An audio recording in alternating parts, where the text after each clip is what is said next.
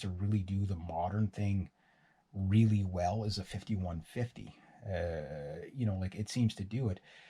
Everything else seems to be, classic sounding, right? Not everything. I mean, there's other amps out there.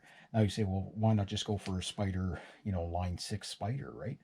Uh, I every one of them I've heard I've never really liked. It's like they're trying to pack too much in there at a too low of a price. You know what I mean? So like it's a lot of amp for the money, but it's a guitar amp, it's a bass amp, it's all in one, and it's kind of like the jack of what they say about the jack of all trades, right? So master of none. So I know I'd rather have less options and just better quality.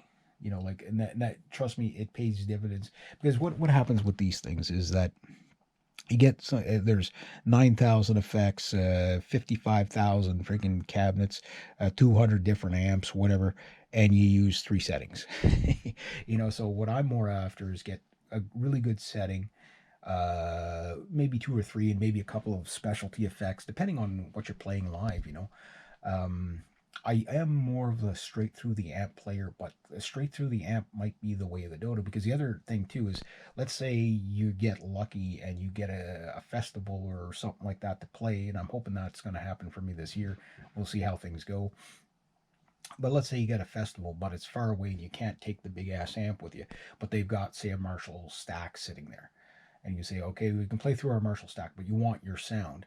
Well, you take something like this and one of those little power amps. I mean, some of these power amps are the same size as this, and they're like 200 watts, and like it's 200 watts of like really savage power. So it takes this thing and just, you know, basically gives you, you know, what used to be that size. You got less than 5 pounds of gear. You know what I mean.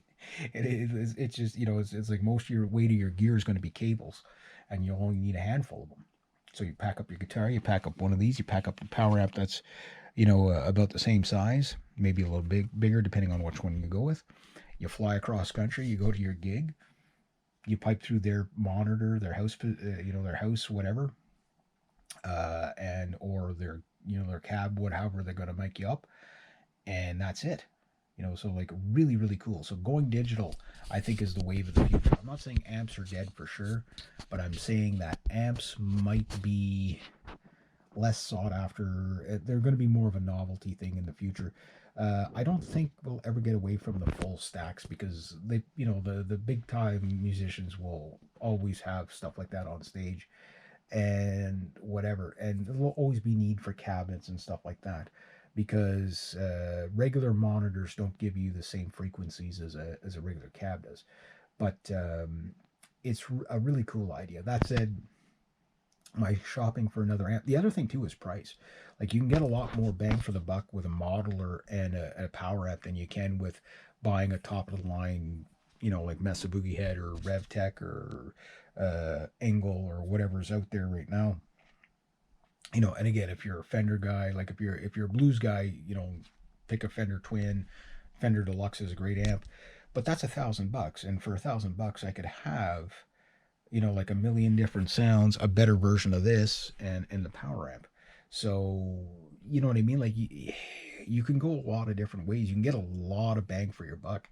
And they say, "Oh yeah, but the artificial effects are not that great." Yeah, something that's like this is like, I think 2007, 2008, or 2008, 2000. I forget when I bought this anyway.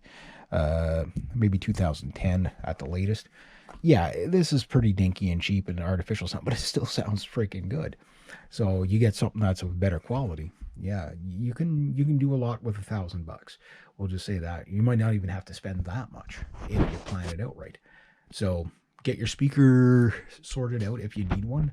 Uh, get your amp modeler, and a lot of amp modelers will give you a speaker, like a speaker simulation and stuff like that.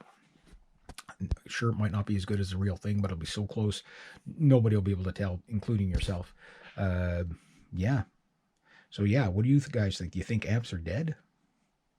Hmm.